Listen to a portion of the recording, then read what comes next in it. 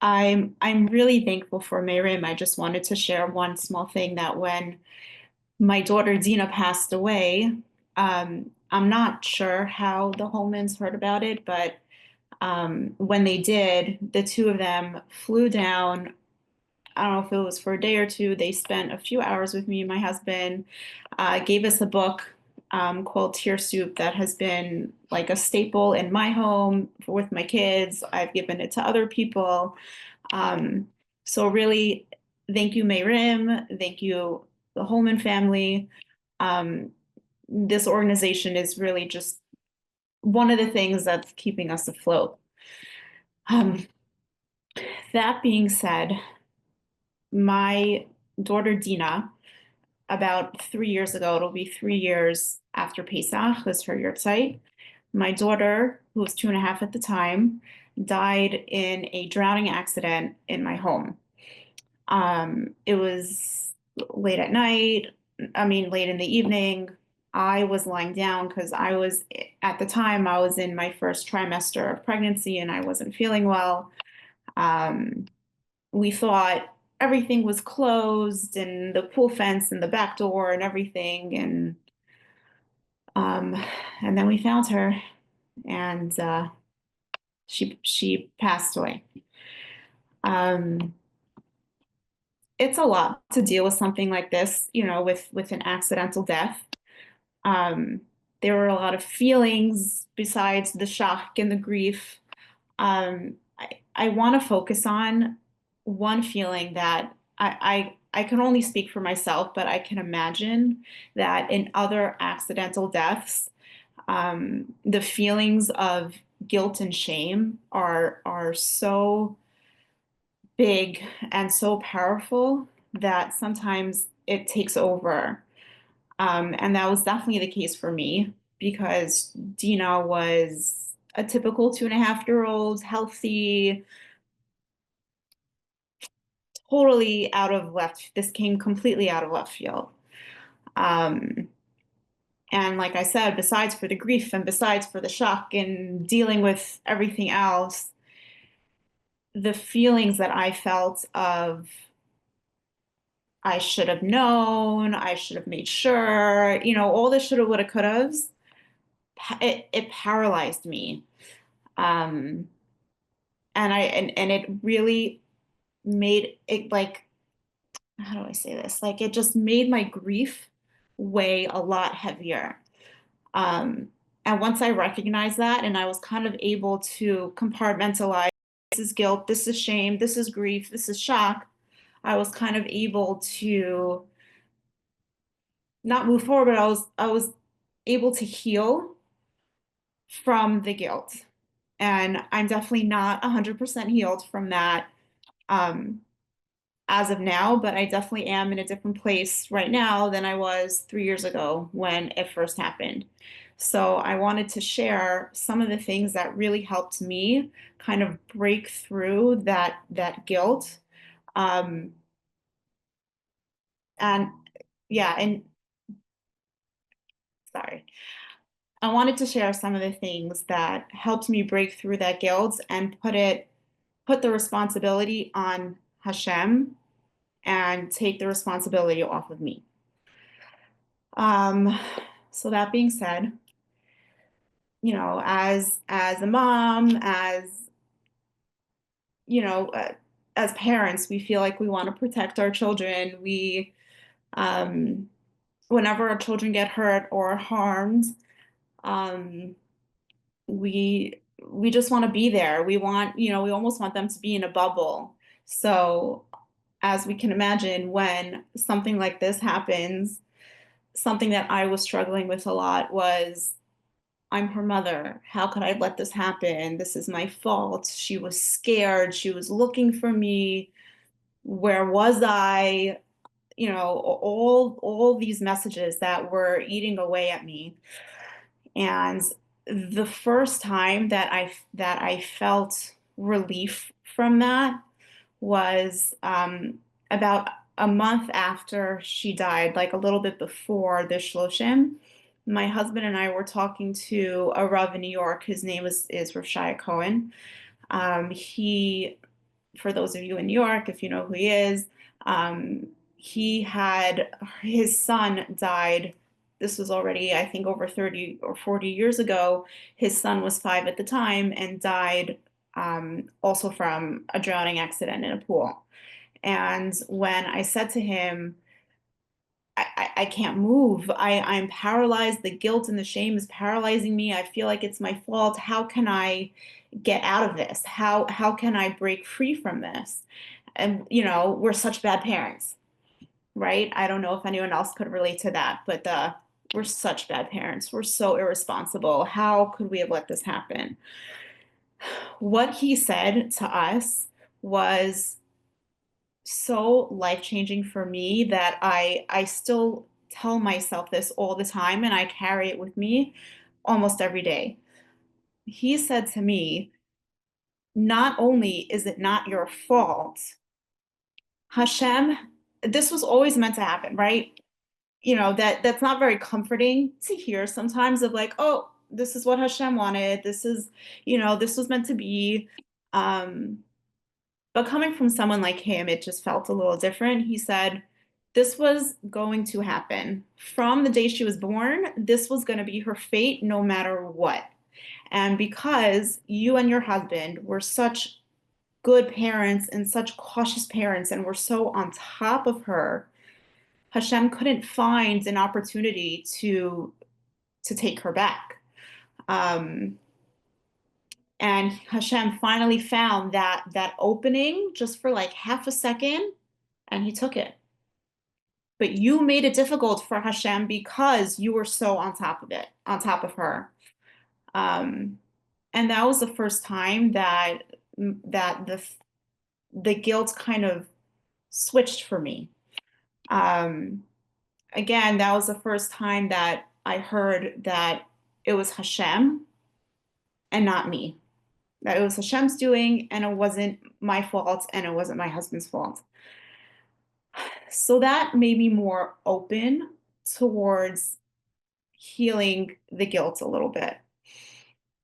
A few weeks later, um, I was involved in a OHEL webinar. Not involved. I was, listening to an OHEL webinar um, about how to deal with loss, during Yom Tovim, and they had all sorts of people speaking on there. Um, there was one woman who spoke. I don't remember her story exactly. I know it was her husband that passed away, and it was already a while ago, and she's already married. Um, and she said something that was so mind-blowing to me, and I understand that it's a little bit of a black and white statement, which might not speak to everybody, but it was just like an aha moment for me. She said that when it comes to guilt is not an emotion. Guilt is an action.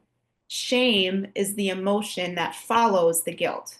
So when it comes to guilt, ask yourself, are you guilty or are you not? And if you are guilty, then do something about it. I don't know what that would be, but you could do something about it. And if you're not guilty, then you're not guilty. And that's it. And move on. And obviously, it's much easier said than done, but that I then asked myself, am I guilty? At the time, I didn't know how to answer that question. Um, so then I actually, I did seek help. I did seek professional help. And through EMDR work, which again is not for everybody, and not everybody who's grieving necessarily needs therapy. This was just something that was right for me at the time.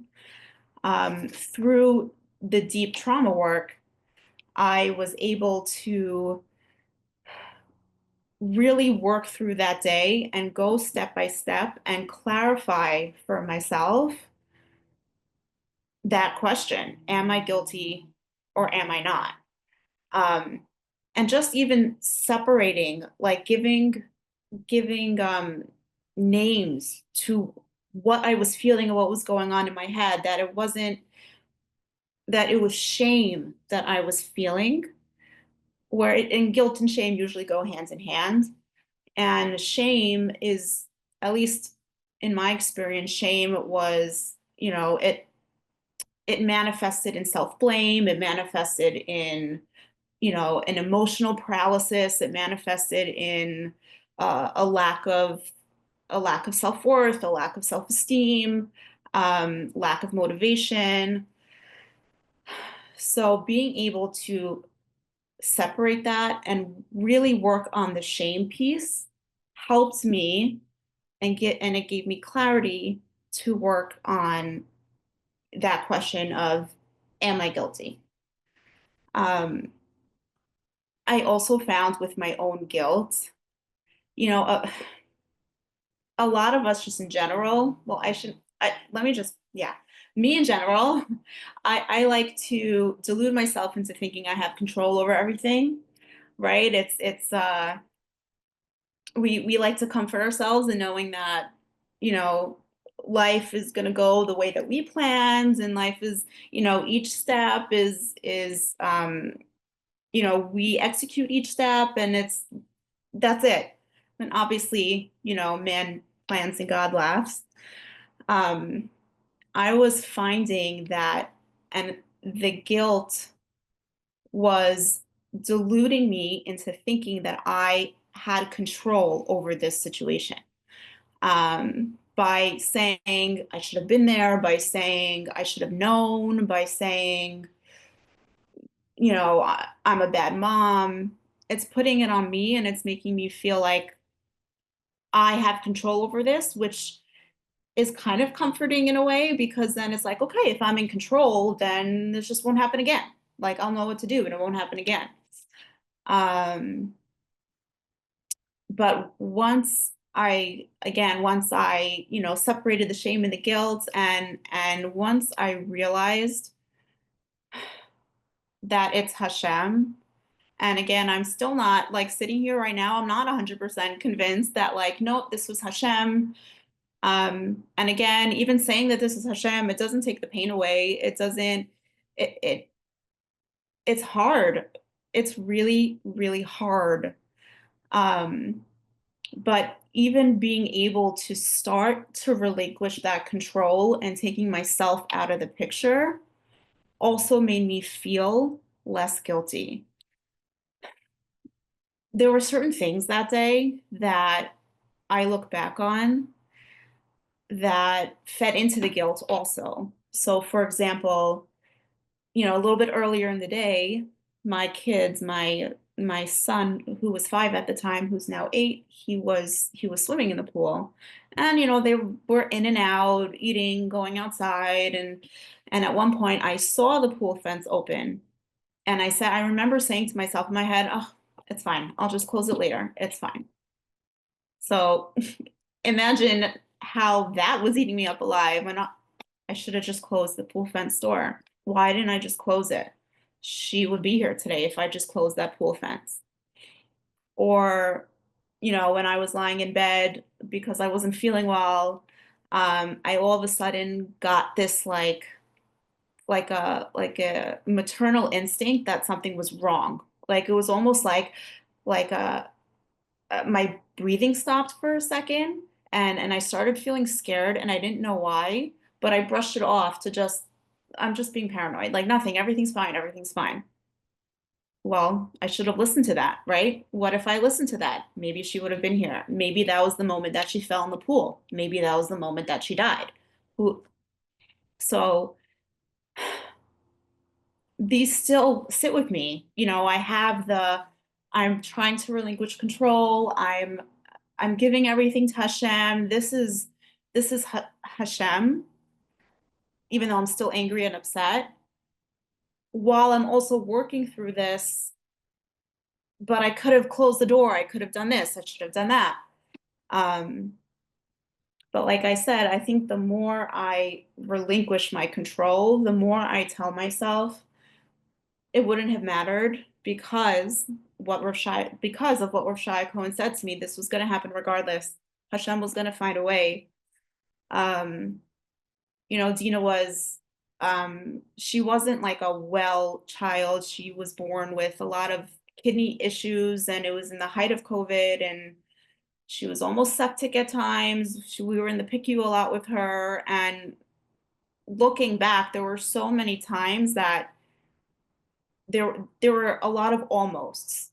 Um, so taking Rav Shai Cohen's words and saying that this was supposed to happen, but we were so on top of her, I could, that gave me chizuk because I'm using the examples from when she was sick and in the hospital and surgeries to see like, oh, okay, maybe this was Hashem trying, but we were saying no. Um, so that, again, all these things kind of helped me with that guilt, with the shame of I'm not a good mother, of, the shoulda, woulda, coulda. Something else I noticed specifically when it comes to guilt and shame, is that it doesn't just magically come, after an accident, after something happens. Um, I found, at least within myself, and I found this through my therapy work, that I was shameful most of my life. When it came to certain challenges and certain things, I was not the nicest to myself. Um, I was very self-conscious and you know, all that. When this happened with Dina, it just made it worse. The guilt just didn't appear out of nowhere. It just made it louder.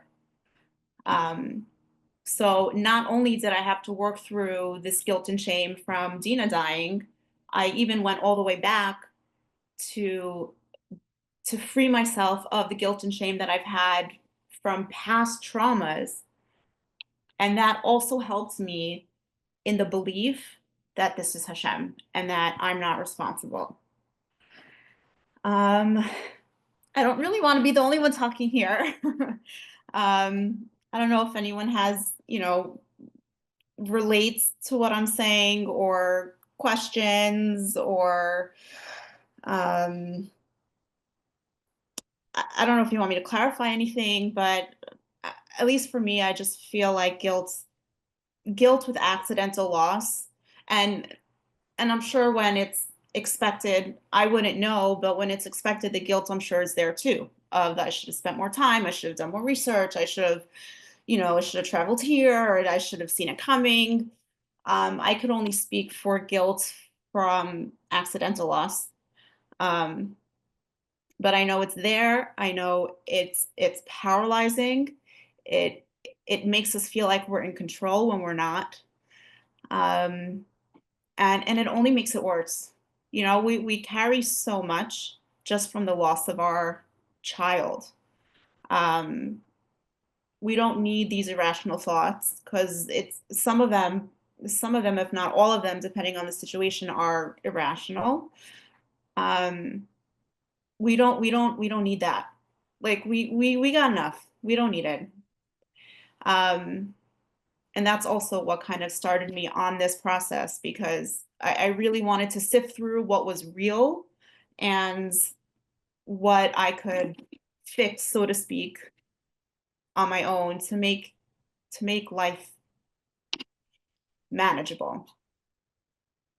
Um, that being said, I would love to hear like from other people if thoughts or questions or anything like that. Yeah, well, Sarah, thank you so much for that. That was amazing. Heartbreaking.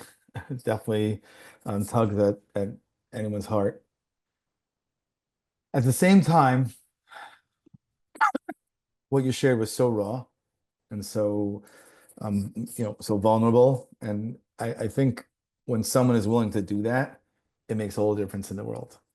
Right? We could, it's easier for people to talk, all the professionals like myself sometimes, we'd sit and we talk about all the concepts about related to the things that you're talking about, to guilt, to shame, to remorse. What are those different things? How are they how do they define the psychological terms? And we could talk about the ideals of, how do we manage all that? When someone like yourself is willing to share their journey, their process, what they did in an attempt to work on their healing, and is willing to share the struggles, the difficulty, the deep emotion, the deep pain. And I think that speaks to everybody's heart. And I'm sure that that was incredibly effective and helpful and gave hope and comfort and strength to people here. And if nothing else, people could, identify with a lot of the things that you're saying. So what I think we'll do is if anyone has any questions, you could put it into the chat on the Zoom chat, okay? And you could direct it towards myself. You could direct it towards Sarah. I just wanted to share. Someone wrote, "Want to thank you," and it's very hard to work through the feelings of guilt, and the people's comments can make that really, really hard. And it's hard to remind ourselves that we did whatever we could and it's not our fault. I want to share one short story. Right? People can say things and we hope they don't mean them. Some of these things are so direct and they're so hurtful. It's that they're not, that they're not thinking what they say. They don't mean it. And I always try to believe that people are helpful, but sometimes people can say hurtful things. So the first question that came in was, how do you protect yourself and support yourself when people say these hurtful things or can even understand? One of the things that it's so difficult. There's a story. I had someone that I know, and they lost their son to a very, very young son, and they lost him to a car accident. And uh and I went over to him. It was just like instinct, and I went over to his house and I said, I just want you to know someone's going to say it, and when they say it, just be prepared. He says, what do you mean say it? I couldn't even bring myself to say the words, but I said, you'll know when you hear them. When you hear them, you're going to know it. And he said, tell me. I said, I'd rather not say, just when you hear it, you're going to know. So I came back uh, a short time later, maybe a day or two later, and he said, oh, I knew what you meant. They said it. And someone said to him, he said, you really, really got to watch your kids. And he's like, when they said it, I knew it. And it's hard to believe. It's hard to believe that those words can leave someone's mouth, right? That somebody who's sitting there having just lost their child, that someone could say those words, such hurtful words, meaningless. Um, even if they meant well, I don't know what they really thought was what epiphany was gonna happen from their words.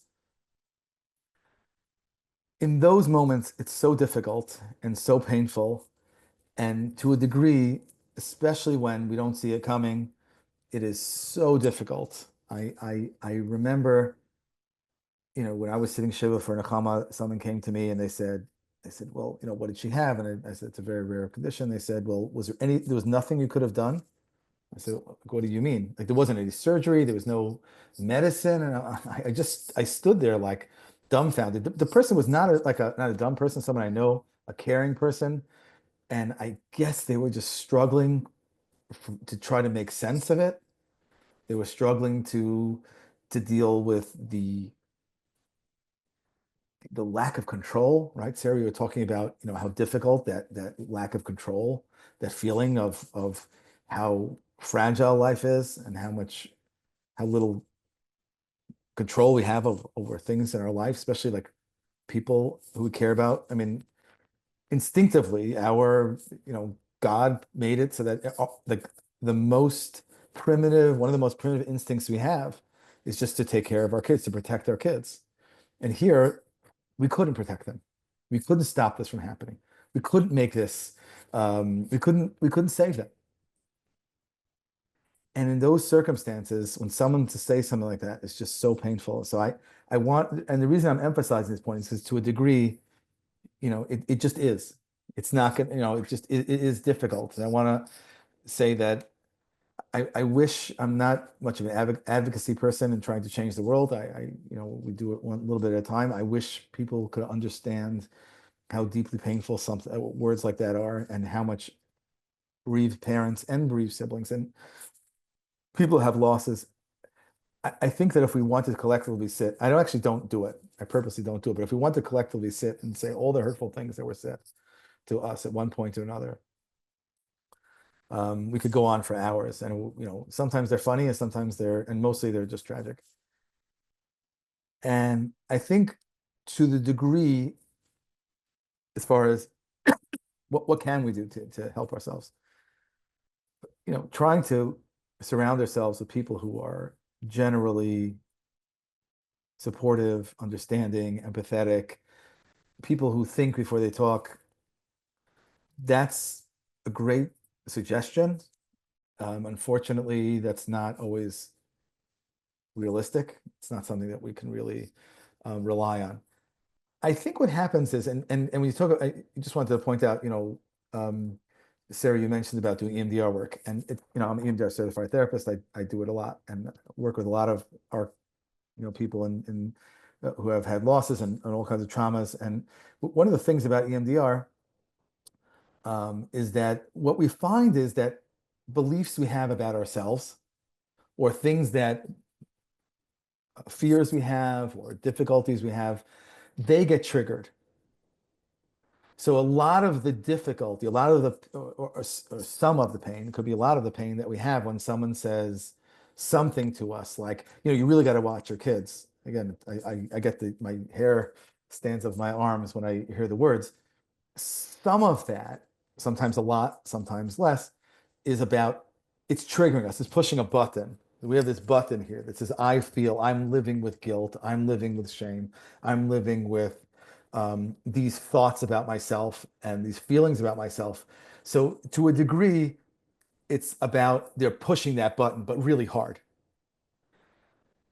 There was a family that one of the families, and they had their own way of perceiving the loss that they had, and it was unique to them. It's not so important what it was, but that's sort of how they perceived it. And it was somewhat unique. Well, I didn't find people, as many people who would openly admit feeling the way that they did. And I remember that every time they would get into a situation, even among other bereaved parents, they kind of would find themselves hesitant to speak to other people. They found themselves um, at times in conflict, or sometimes hurt by the other things that people would say, even not, they weren't even saying anything about them, but when they felt differently about their child or the loss the way than these people did, it was very hurtful to them.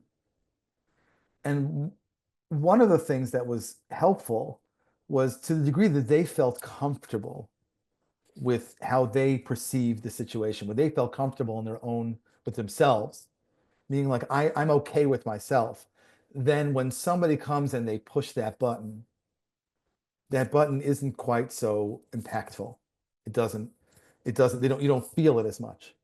So it's kind of like, they have these people, if somebody come and said, you have purple hair, or these days people do have purple hair, but if you didn't have purple hair, and they say, and you would say, oh, your purple hair is ugly, you would look at them like, okay, like it wouldn't bother you, because that's not something that it's not either something you feel about yourself. It's not something you believe about yourself.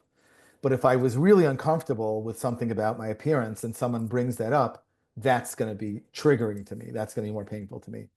So, what I would say, and this is the good news and the bad news, the good news is that some of that ability to insulate ourselves from the pain of what hurtful people say, some of that is the ability to work on the things within ourselves that are painful and difficult. So if I feel really, really responsible for my child's passing, if I feel really, really guilty about it, and then someone says, like those words that I said earlier, that's going to have a different level of impact than if I didn't have those feelings about myself. So the good news is that it's work it's something I can do about it to help it. However, it also puts some responsibility on me that I got to do the work. When people talk to me about advocacy and say, we got to tell the whole world and write articles to change the whole world, trigger warning, you know, then it's really hard to control the world. It's impossible, in fact. So we might be able to make a dent, but ultimately the ability to do that for ourselves is, can make a difference. I don't know. Sarah, did you want to say anything about that? I mean, I definitely agree with what you said. I do believe that the more you believe you're not at fault, the more, you know, the stronger you are internally, the less these comments will be hurtful. Um, I also found, and again, I don't know if this works for everybody, but in this new life that we have, I've kind of told myself that this is part of the new life. People are going to be stupid, people are going to be hurtful, and they don't understand. So I think accepting that and not being angry and not having like such high expectations, that also helps me when these comments come. It helps me just kind of shrug them off, or if I don't shrug them off right away, I'm able to shrug them off sooner than than I would be able to if I, you know, if I internalized it and I got angry and all that. So I think Yeah, that's what I would add yeah, to that. yeah. That's really helpful. I think, that piece about the validation, right? In other words, when someone comes and says something like one of these things, it can be very invalidating. It can literally invalidate our pain. So I think finding opportunities to validate the pain that we're in. If we have people in our lives who we can turn to and who can validate, yeah, you have a right to be hurt and sad around your loss. That's what I mean. And so some of these comments, the message they get is you don't have a right to be sad about what happened. You don't have a right to be grieving. You don't have a right to be struggling. And that itself, and there's like this almost implicit message in many of the things that people say, besides the really, um, you know, severe ones like what I described, where they're holding you responsible, which is so unconscionable. But even other things that people say that are hurtful, there's like this implicit message of like you don't have a right to your feelings. And I often will say, people will hear me say this, that the greatest kindness you could do to a person is to give them permission to have their feelings. Like your feelings make sense. The way you're feeling makes sense to me. I get it. I'm, I can understand why you feel that way. That's validation. That's giving someone permission. And the cruelest thing you could do it would be to take that away. You don't have a right to be grieving. You don't have a right to be mourning. You should be over it by now. You don't have a right to be in the pain that you're in or struggling or and people who don't, understand, hey, I'm struggling. And if someone says, of course, I get it. And people who don't understand that and take that away from you, that could be really painful and can make those hurtful words even more difficult. Um, Another question I got was, uh,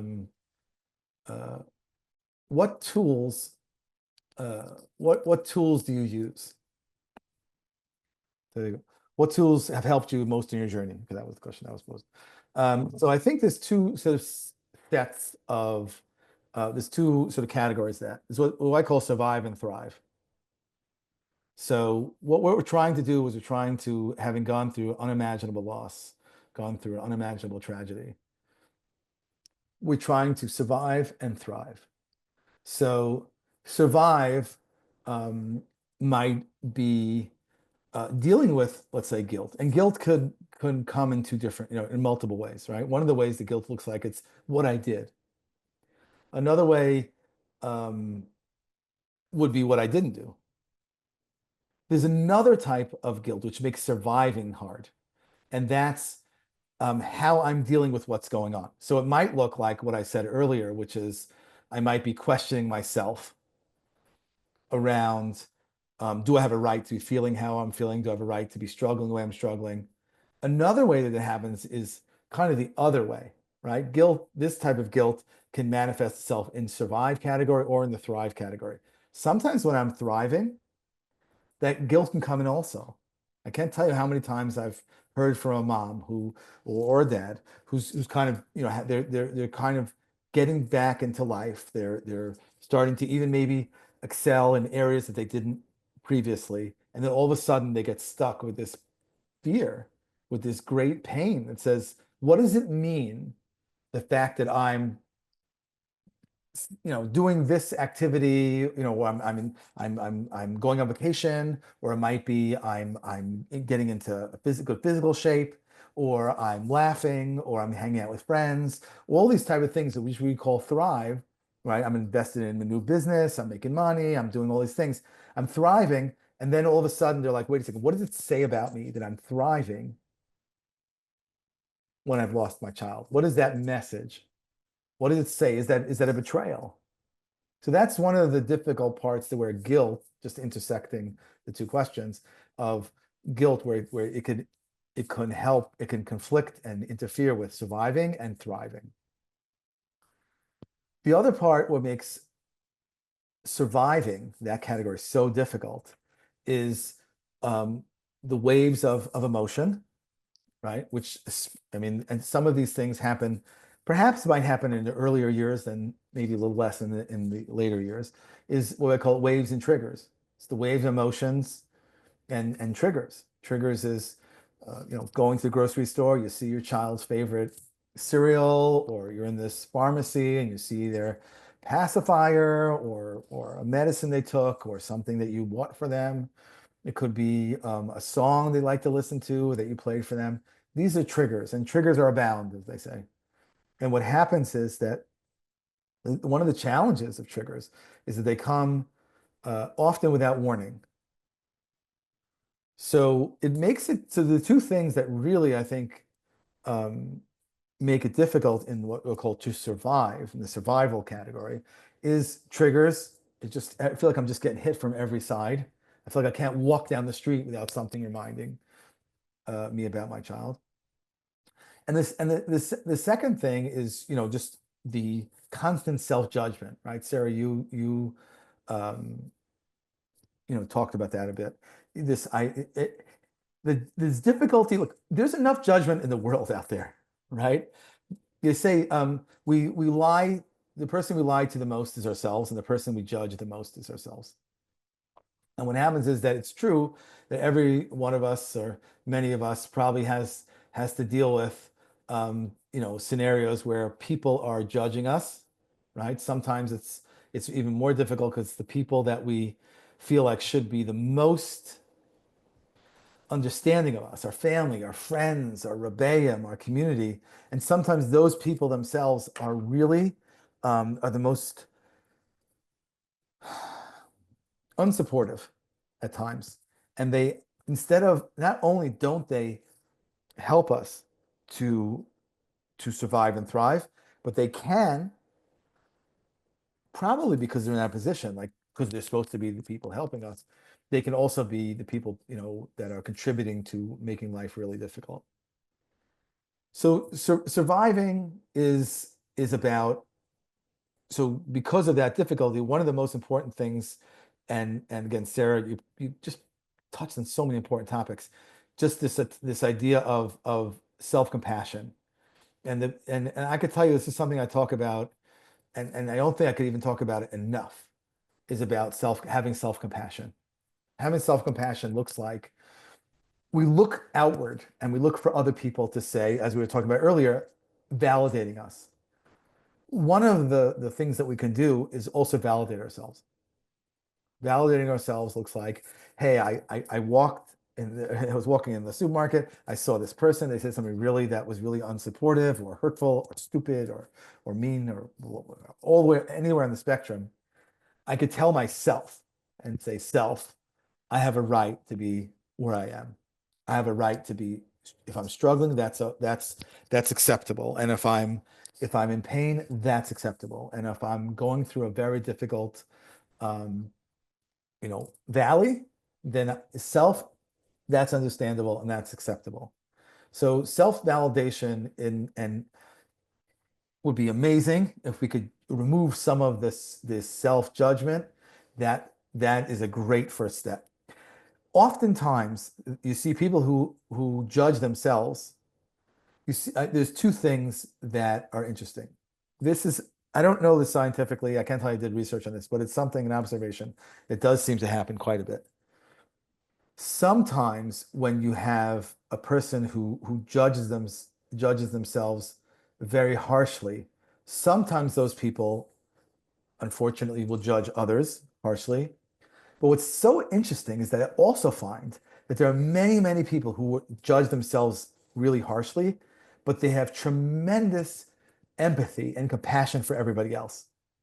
So it's fascinating. So you'll have somebody who, like, when it comes to their stuff, they just beat themselves up mercilessly, and they really let themselves have it. And the negative self-talk, as we talk about it, as it's called often, negative self-talk, and it's unrelenting, and it's almost hard to listen to. I can't tell you how many times I've said to a client and say, just for my sake, could you be kinder to yourself? Because I can't bear it. I can't bear to watch you talk that way to yourself. And and then I'll say it's so fascinating because everyone else in your life, you're so understanding and you have no judgment. And what I tell them is like almost like an analogy. I say, when you have a smartphone and you can take what's called a selfie, right? Everyone these days knows what a selfie is. So if you want to take a selfie, what happens is there's a button that you press, right? That determines whether or not you're taking a selfie or you're taking a picture of the other person. But sometimes I'll tell people these incredibly uh, empathic, empathetic, compassionate towards others. I'll say, imagine you have the capacity to be compassionate. Like imagine you're on your phone and you press that little button, it has like these little arrows and looks like, and you press that button and turn it inwards. Turn some of that self-compassion inwards. Because and what Sarah said, everyone who's lost a child, whether or a sibling, all of us, every one of us, whatever circumstance, we've been through enough. We've all suffered more than you could wish on anybody. So if we can make that life as difficult as it can be at times, we can make it a little bit more manageable if we would have compassion on ourselves and stop with the self-judgment. So I think that's a really significant point. The other thing that we can do in survive mode, and survive mode, especially when we're getting these waves of emotion and we're getting triggers, is to use different grounding techniques. I recently was in Eretz Yisrael. We did a Mayrim event with a lot of people, and I went through a list of grounding techniques. And grounding techniques are in a couple of different categories. Some of them are just mindfulness, like just puts us in the moment instead of like thinking about what happened, instead of thinking about what could happen. We just we ground ourselves, we immerse ourselves in our current environment, we look around the room, and we use different type of methods of putting us in immersing us in the moment, in the here and now, where I am.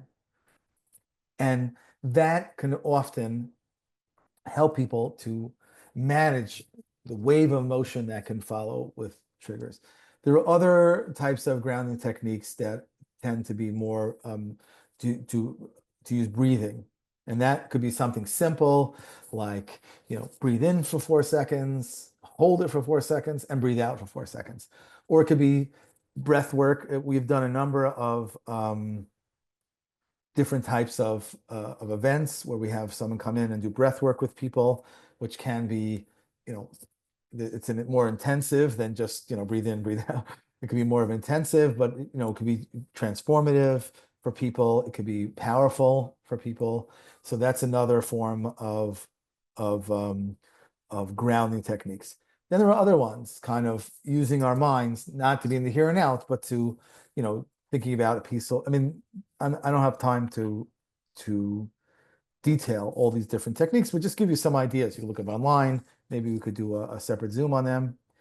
People have been asking me to do that. And things like thinking of a peaceful place, imagining using a container, different types of tapping. There's all different types of techniques that can help us when we're in that moment just to survive. The other category of that we talk about is thrive. Now, thrive can look like thrive could be sort of three things. One is coming to terms with and learning how to manage that and give yourself permission to thrive. If we don't give ourselves permission to thrive, it's going to be difficult. If we're perceiving it, and I'm not suggesting, none of the things I'm suggesting are like these super simple, like they had this there was a video and this guy was like a parody about a guy who was a psychiatrist and he was telling somebody who's coming with a problem and he just started screaming at him, stop it, right? So none of the things here am I suggesting are like I say it, and because I say it, therefore it goes away or it's manageable. These are like prescriptive, or they're some of these are tasks, they're efforts. So I'm not suggesting any of these things are easy. In the thrive mode, it is an important step to come to learn how to give yourself permission to thrive. As we discussed earlier, the guilt, the betrayal, that's something that it can be a barrier to thrive. We all do it. We say, well, your child would want you to thrive, right? And if simply saying that is enough for yourself or repeating it is enough for you, that's great. It's not always enough for everybody. It doesn't always go that way. That's sufficient just to say that. Um, okay, so I think that's the first piece of thrive. The second part of thrive is I think is to make space for our grief, right? There's this balance. There's a balance of making space for our grief and also and living. I remember on that, might be that one or one of the ones I spoke on one of those uh, these Zoom, about grief or, before the holidays. And someone was asking me, how do you manage after your loss? How did you stop grieving? And I said, wait a second. I didn't say I stopped grieving. What happens is in the beginning, it's all grief, right? That's all there is. What we look for over time is to make space for other things. It's not that the grief goes away. We don't forget our kids. We don't, um, our children don't become meaningless to us. They don't become, they're very much a part of us. And that grief can also be a part of our daily life. In the beginning, it's hard to do anything else. As we look towards thriving at some point, whenever you're ready, and that might be years, it might be days, it might be years. Everyone's different. But it's making space for the grief. So if we're stuck in the grief all the time, I'm talking about after a period, like let's say after a number of years, person is like stuck in it all the time. That can be debilitating. That can make it, we could be stuck in the mud. The idea is that we carry the grief, we carry the difficulty that we have, and we also make space for other things, for joy, for success, for other people, for relationships, for a career, for Yiddishkeit, for everything, right? And that's the idea. So sometimes it could happen is that we get so caught up in thrive that it becomes almost a distraction, right? Thrive can look like a distraction. Look like, okay, now I'm going to learn till 4 in the morning. Now I'm going to take an extra job. Now I'm going to immerse myself in everything else. So we want to find the balance between carrying our grief, making space for our grief, and also thriving. So everybody, and this is another topic, probably could take a whole Zoom, is talking about a concept called concentric circles, which is basically finding places in your life where you can make space for grief, and also finding places in your life where you can thrive and you can um, more than survive, like really thrive in life. And it's finding that balance. That balance looks like different. It doesn't have to be 50-50. It might be 90-10, it might be 99-1%, it might be 50-50, it might be, could be any, the combination of the formula for that is different for everybody. I don't think they need to be separate also. I think Mhm. they could be together. Like for example, with me personally, I the way I thrive, I guess, I include Dina in that. So, just as an example, I like to dance. I'm a big dancer. I'm part of a dance studio here. I go numerous times a week to dance. Um, there was, we do like an all ladies performance, at the end of the year, and it's real dance. It's not like hora. It's real dancing. Um, so what I did this past year is with my dance instructor, she choreographed a lyrical contemporary piece um, illustrating my pain, my struggle, my grief, and my strength. And I performed this with two friends. So I kind of combined the two. I used the thriving as almost as a form of therapy for me to connect to her. And actually in the dance studio that I go to, there's a picture of Dina on the wall and I dance in that spot. So she's just with me all the time. So I'm thriving with her. Yeah, beautiful. And so just to add, and so the next piece of thrive is meaning, making meaning. And making meaning doesn't mean like I'm interpreting it. It means it's doing something with it, right? And so, David Kessler has a really great book I recommend it called The Sixth Stage, Making Meaning. And it's doing something with it, exactly what you just referred to it, Sarah. Like I know for myself, I know what I do. Like that's Mayrim and my practice and working with people is all ways that I connect with my children. So I think when you talk about making meaning, that's the piece of combining the two. That's the piece of combining the two, where you're taking, your loss. And I like to think of it in one way, and there are multiple ways to do it. But one of the ways I like to think about it is trying to find something like a value or something that's important to you, something that might have been important to your child or that to your family, right?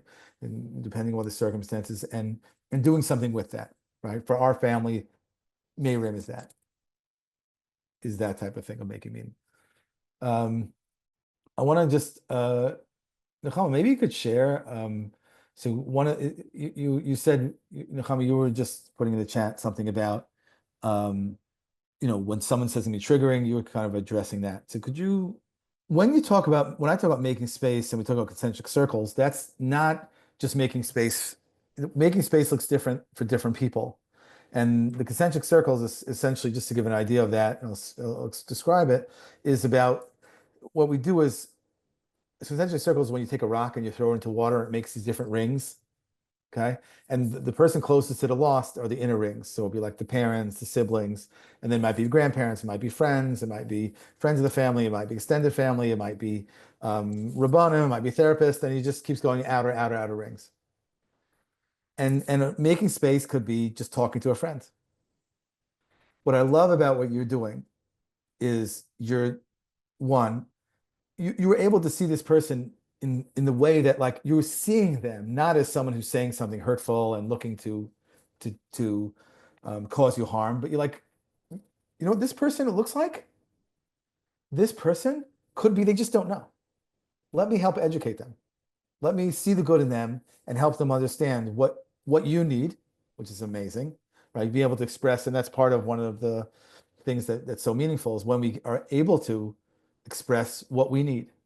How many times in our lives related to this topic or unrelated do people in our lives just not know how to what we need, right? How many times the spouses don't know what we need, or our kids don't know what we need, or we don't know what they need. So if you're, you being able to take that risk and say, one, I know you mean well. Let me tell you how this landed and what I need. So that's so beautiful and educating on her. And probably you spared a lot of people in what you did, probably spared a lot, maybe them saying something to other people. And then you're also sharing to others about how to appropriately, talk to someone who had a loss.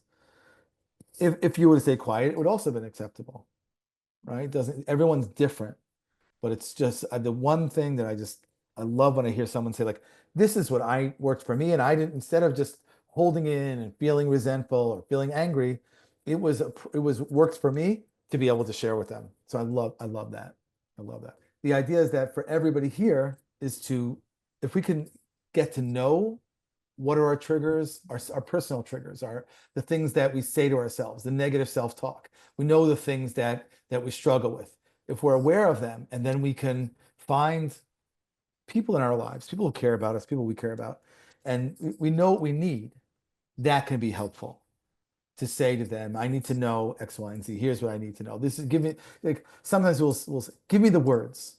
If you have a really great partner, it'll say, give me the words. Give me the words that I should say when you need me. What do you need to hear? Now, in this circumstance, especially, it's really hard to do that. And that's why, in those circumstances, well, we really don't know what we need, and we're struggling and we're not sure.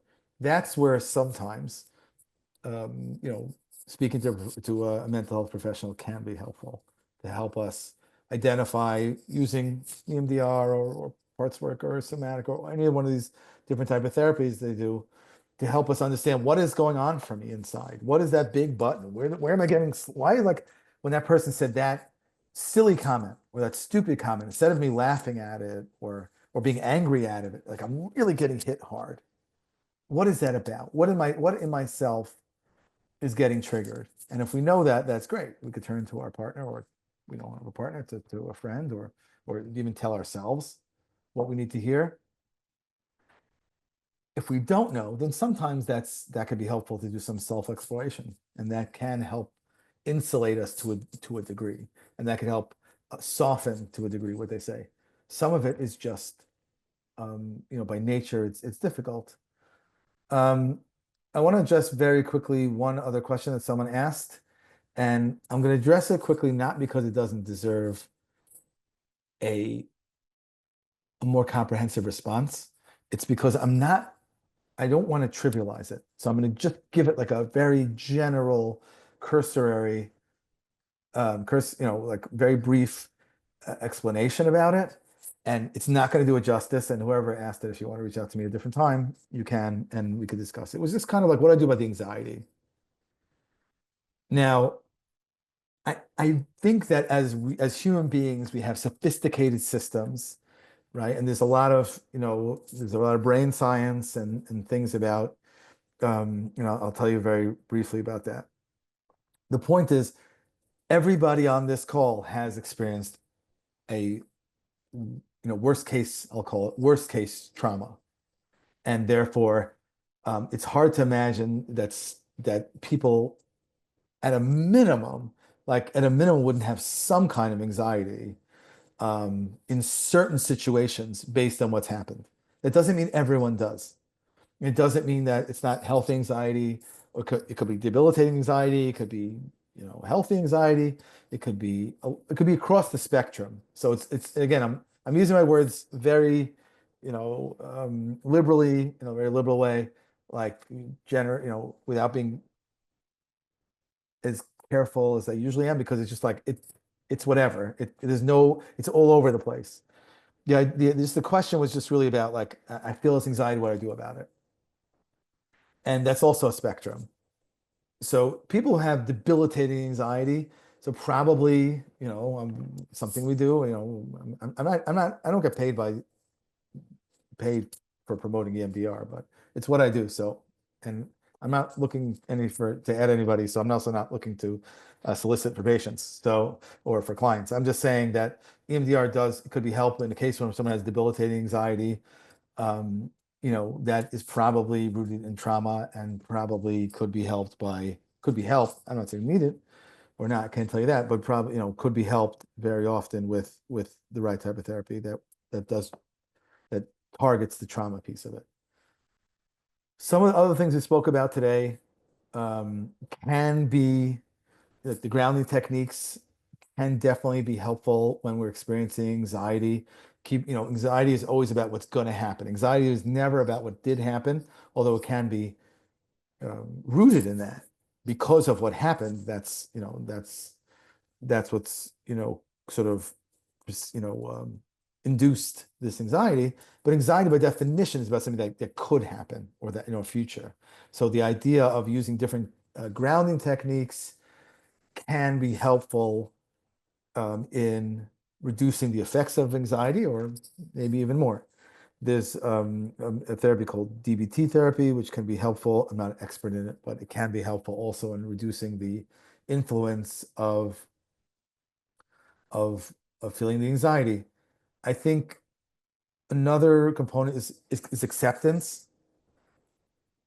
We can make the anxiety worse by denying ourselves permission, like the self-compassion, the acceptance of this is how I'm feeling, and that's quote unquote understandable, and that's normal given the circumstances for me to feel some anxiety. So I think people who deny themselves and judge themselves and don't make space within their heart and soul for, you know, understanding that yes, I have anxiety, and this is the nature of everything I've been through, and given my circumstances, you know, a normal person would have anxiety, and I think denying that and judging ourselves, like, what's your problem? I should be over this. This happened so long ago. Why would they make such a big deal? These two scenarios of what's here in the here and now versus, or not the here and now, but like the current anxiety around this thing isn't maybe, and there's many reasons to have that, is different than the other circumstance. However, instead of beating myself up, I'm going to accept that I'm anxious, and this is one of the unfortunate consequences. I'm not suggesting that's a complete, that the last thing I just said about giving yourself permission, I'm not saying it's a complete, you know, tool, because I'm not saying, you know, if a person is debilitated by the anxiety, or it's really not debilitating, but even affecting their lives significantly, acceptance is not going to be enough. However, certainly I have found that when people, you know, beat themselves up for having anxiety, or whatever that emotion is, it just makes it worse. Um, I think Can I that, add something very yeah, quickly? please, Also, yeah, please. um, obviously that's not for everybody, but depending on the anxiety, there are medications out there that could help. If you know you're so debilitated that you can't function, there was a period of time that I needed that because I wasn't functional, and the medication helped me. And again, it's not for everybody, but that could be an option as well. Yeah. And thank you, because some people have so much stigma around taking medication that for you to say something like that is just, again, that vulnerability makes such a difference in making people feel normal and feeling comfortable and allowing themselves to take the risk of being vulnerable. So thank you for that. Certainly, there are specific medications that can really be helpful. They have been really helpful for people who have anxiety and other types of related, um, you know, situations or feelings. So absolutely, I think the other thing, besides, you know, as I said earlier, mental health and you know, getting, you know, finding a professional to help you with, whether that be a psychiatrist, whether that be a psychologist, just know it doesn't have to be forever, right? If you go to therapy or you take medicine for anxiety, it doesn't have to be like I'm signing for a life sentence. Could be that that's just going to be something that's going to help you. I know a lot of times people are worried if, you know, if I'm going to therapy, I have to always go, or if I'm taking medication, I have to always take it. Doesn't have to be that way. The other thing, I just want to give you a little bit of an idea about what's happening. So what happens is that a person experience, you know, we'll say like a different scenario, right? If a person is walking in a dangerous neighborhood and he gets mugged, right? And unfortunately he gets hurt very badly. So there's a part of the brain called the amygdala, and that part is like your bodyguard, the front warning system, the radar system. So what happens is that when someone has a bad experience, that part of your brain is always learning. And it's like, wait a second. I thought walking down the street was safe, but it's not always safe. Or it might conclude it's never safe. In other words, sometimes what happens is that when we experience a trauma, that part of our brain will make sweeping assumptions about ourselves and about the world. And those sweeping assumptions, which may or may not be even conscious to us, they may not be readily available to us. And what happens is that we may not be even aware that's what's really driving, you know, like a puppeteer, kind of driving what's happening for us. So what happens is the same reason why people like people will who haven't had a loss, you know, Baruch Hashem for them, they walk down the street and they see us and they kind of run the other way. And the reason they do that, some people do that, is because they see us as upsetting their equilibrium of way they perceive life. So they're sort of walking down the street. They have this idea. Like if you ask somebody, what time are you going to pick up your son from school? They answer what time it is. 4 o'clock, 2 o'clock. People don't often, well, if he makes it home on the bus. People don't talk like that. because they live in a certain world. Their reality, the bubble of their reality, has within it an illusion of control. And the illusion of a control says, yeah, what time do kids come home? 2 o'clock. I don't know, 4 o'clock. Not, I mean, it's a sham if he makes it. If he doesn't, nothing, if he lives, he'll make it. No one talks like that. When you have a loss, especially a traumatic loss where a sudden loss, an accidental loss like this, what happens is your amygdala, your brain, that part of your brain is like on high alert. And it's like, well, if I'm not really, really careful, something very bad can happen. They say there's a museum in Israel called the Bullet Factory. And it's interesting. So they have this factory. It's a fascinating place to go if you ever go to Israel. I was talking about during the Israel independence, how they secretly made bullets, and they hid this bullet factory underneath a laundromat in a kibbutz. It's a really cool thing to watch. And interestingly, so when the bullets, they put the powder in the bullet, and then they have to like close it up. And it said they only let women do it because they had just amount of sophistication and subtlety and sensitivity. The men would do it, and if you do it the wrong way, it could have bad consequences. So the women had the right amount of sophistication and subtlety and sensitivity to do it just the right way. You can imagine like the trepidation that goes along with like, you know, closing up a bullet. Like if it goes wrong, it could be really, really bad. Think about people who work in explosives and all these type of things. Like something really, really bad can happen. So once something really, really bad happens, right, then our system can, right? And if it's sophisticated enough, it will say, you know what, this is not a subtle, simple, safe thing to do. Something bad, really bad can happen. So automatically that increases our anxiety. So as long as that trauma is there, it's not for everybody, but for many people, once the trauma is there, it's basically saying that this world and even these seemingly benign things are not as safe as they once were. And now they're not safe, they can really have catastrophic consequences. So you'll see someone gets into a car accident, someone dies, will never drive again because their system is so revved up. Like when a regular person drives the car, he's like, okay, what's going to happen? Nothing's going to happen. It's like teenagers who smoke. Nothing's going to happen to me. It's the kids vaping. You tell them like, you try to talk to a teenager, you try to tell them, this could really be dangerous. You could get diseases. They don't care because they're like in their world, like it's not going to happen to them. But all of a sudden, if you had a teen who under most circumstances, who would know that he had a friend or somebody he knew got really, really sick, that teens are kind of silly, but a regular thinking person would automatically would realize, oh, this could really, really be bad. So that's why the anxiety in these traumatic experiences can be significant. And sometimes the only way to work that is through a combination of either or. Um, medication, as Sarah said, therapy, sometimes just time can desensitize a person. And if you can allow yourself to try kind of do some of these grounding techniques over time, you could reset your system. It could learn that, wait, I drove a car, nothing happened. So-and-so drove a car, nothing happened. And the system can kind of learn that. It does work for some people. If it doesn't, there are some of these alternatives. I just want to reiterate one last thing. So if you want to get included on this particular group, you just go to www.mayrim.org/shared journeys.